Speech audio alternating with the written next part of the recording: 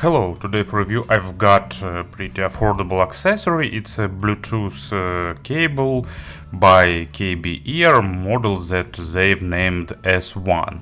And it could be just a regular Bluetooth cable by yet another Chinese company, but first, KB Ear is pretty well known for their lineup of good affordable models. Second, this cable supports aptX HD, and third, they made slight upgrade in terms of usability, and it made this cable a bit more comfortable and useful. Price is about $20 plus minus few bucks. I will add the links to the description, and probably that's all what is necessary to say, and let's proceed to the review.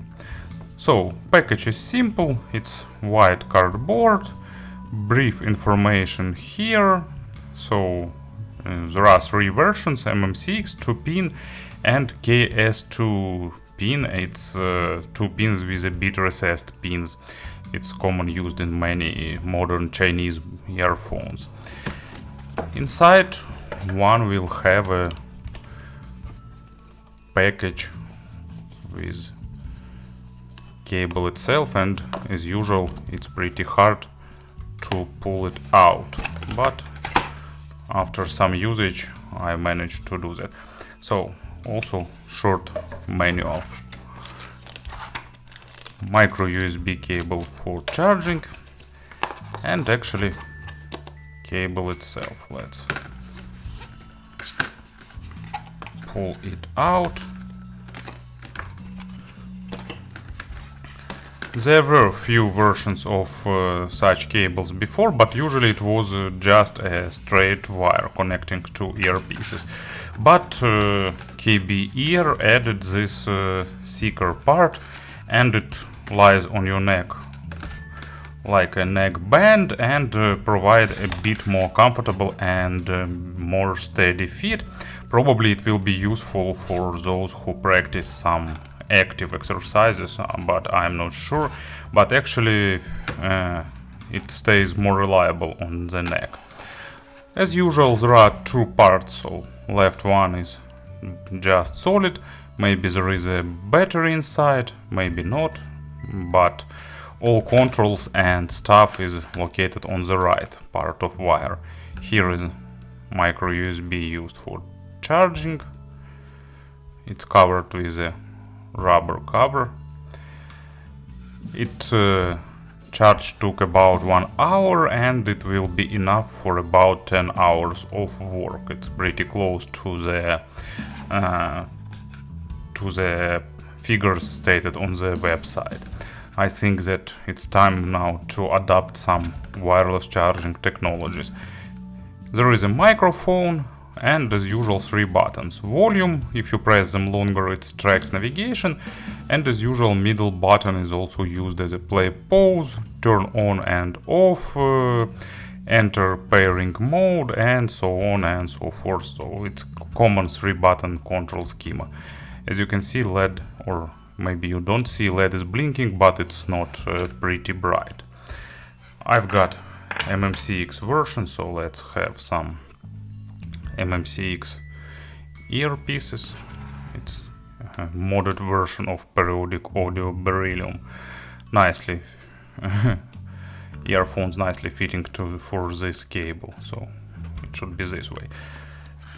And you just wear it on your neck and put earpieces into ears, ear hooks just so this way. So ear hooks hold it in place, or actually no, not this way, that way. Yeah, so here is the anatomically correct positioning. In terms of connection quality, up to 10 meters without any obstacles on your way if you got that, or about 5 meters with one wall in between. Connection quality is pretty reliable. QCC chip used here, QCC 3034 if I remember right, its index. It provides pretty reliable connection, but when there are a lot of interference noise outside, there could be some hiccups. Delay is small, almost inaudible, but with special test I managed to detect a small delay, but not that much. Microphone test I will add, and background noise is on the low level unless you use some really super sensitive in-ear monitors. With I don't know, with periodic audio it's on the low acceptable level. So in terms of connectivity and other related stuff, it's a pretty good cable. And the traditional microphone test, I just wear KB Ear S1, and as I don't have anything to show you, here is my regular microphone that I use to record these videos. It's Rode. But I just have S1 on my neck and recording this video without touching the microphone block, so that's the sound quality you will achieve with it. And of course, about the sound, let's have a player on the table. You can see that AptX HD codec is definitely used here. I will try to do this part a bit shorter than usual, because many things will depend, of course, on earphones that you will connect. I tried different in-ear monitors to understand the level of this cable and its own representation. It's pretty natural with good level of detailization for a Bluetooth device, of course, and it's a bit on the bass light side. It's reducing lowest layers of bass note a little bit, and if you're looking for something to tame really bass heavy in-ear monitors, it could be an option. But if you are a bass head and you're looking for something with big and meaty bass, probably it won't be an option for you, because even with pretty bassy periodic audio beryllium, it's still sounding a bit leaner. At the same time, it pays you with good resolution, of course, as much as it's possible with the Bluetooth device, and good control. Bass is pretty detailed and has normal resolution. Depth is not maximum because it's partially cut by the lossy Bluetooth codec, and partially it's reduced by the bit bass light characteristics of this neck band. And as an example, here is Musica Nuda, game of taking chances. So acoustic double bass sounding pretty pleasant. It's not exaggerated, maybe even a bit more highlighting of lower frequencies could be a plus, but actually amount is normal, so acoustic bass sounding pretty pleasant. Mids are clean, pretty detailed, of course. As for Bluetooth device, resolving, natural with good stage, probably about average both in width and in depth, but it also more depend on earphones themselves. And it's not focused on the micro detailization too much, but still leaning toward the micro side, trying to give you additional detailization so you can get these benefits of AptX HD codec. It's not LDAC, of course, but still a pretty decent level of performance. And as an example for the mid frequencies, I've got Chernobyl original soundtrack, Vichnaya Pamyat, and it's a pretty good atmospheric ambient track with chorus singing the old prayer. And thanks to the AptX HD codec here, it gives you pretty pleasant staging and nice amount of details.